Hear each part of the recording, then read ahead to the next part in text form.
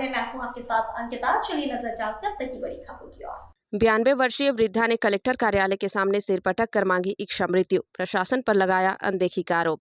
नरसिंहपुर जिला कलेक्टर कार्यालय के बाहर मंगलवार को एक दिल दहला देने वाला दृश्य देखने को मिला, जब 92 वर्षीय वृद्धा कुंज कुंवर बाई ने अपने सिर पटक कर इच्छा मृत्यु की मांग की।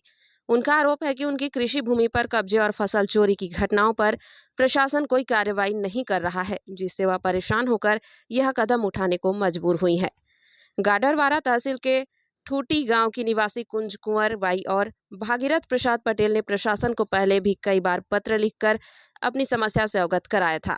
उनका कहना है कि न्यायालय के आदेश के अनुसार उनके पास कुल 8.70 एकड़ भूमि है, जबकि विपक्षियों को मात्र 1.80 एकड़ जमीन मिली है। इसके बावजूद आरोपियों ने उनकी 5 एकड़ भूमि की फसलें जबरन काट कर ले ली और अब शेष 2 एकड़ गेहूं की फसल पर भी खतरा मंडरा रहा है। वृद्ध महिला का आरोप है कि जब उन्होंने फसल चोरी की शिकायत सिहोरा पुलिस चौकी में दर्ज कराई तो अब तक कोई जांच नहीं हुई। आरोपियों ने पहले भी उनके कृषि उपकरण और सिंचाई पाइप चोरी किए थे, लेकिन प्रशासन ने कोई कार्रवाई नहीं की। कुंज कुंवर बाई का कहना है कि उन्हें धमकियां दी जा रही हैं और 1 मार्च को उनका ट्रैक्टर रोककर खेती करने से मना कर दिया गया। आरोपियों ने स्पष्ट कहा कि यदि वे फसल काटने की कोशिश करेंगी तो उनकी जान ले ली जाएगी। मर जाओ संतोष तो पुलिस को ते बोला भैया आग लगा रहे मचाल तो कहे मर जाओ तो भाग के आ गए। पुलिस कह रही तुमसे मर जाओ? हाँ। कहाँ की पुलिस कह रही है? चौकी की संतोष। करो मेरी कोई नहीं सुने। ठीक आज कोई भैया भी। कुंज कुंवर बाई ने जिला प्रशासन से अनुरोध किया है कि उनकी कृषि भूमि का सीमांकन तत्काल कराया जाए और उन्हें उनकी फसल काटने की सुरक्षा दी जाए, अन्यथा उन्हें इच्छा मृत्यु की स्वीकृति दी जाए।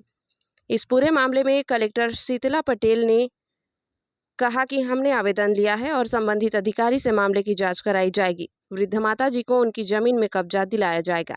कि जब भी हमारे पास खसरा आता है, दो पक्ष होते हैं, दोनों पक्षों को सुनना नैसर्गिक न्याय का सिद्धांत है। दोनों पक्षों को सुन के कानूनन तौर पे उनके हक की जो जमीन है वो उनके पास कब्जे में रहे, ये हम डेफिनेटली दिलाएंगे। और ऐसी परिस्थिति में यदि कोई उनकी फसल काटता है तो उसका हक भी फिर उनको हम दिलाएंगे, चाहे हम पुलिस कार्रवाई क्यों ना करनी पड़े। उनका कहना है मैम कि वो 13 बार से अधिक आपके पास आ चुके हैं, तो ये इस पे क्या कहेंगे? जी डेफिनेटली इसको हमने टीएल में ले लिया है। अगर पूर्व में है तो मेरे संज्ञान में ये नहीं है कि केस स्टार्ट हुआ है कि नहीं हुआ है, बट हो सकता है केस ऑलरेडी स्टार्ट हो गया हो।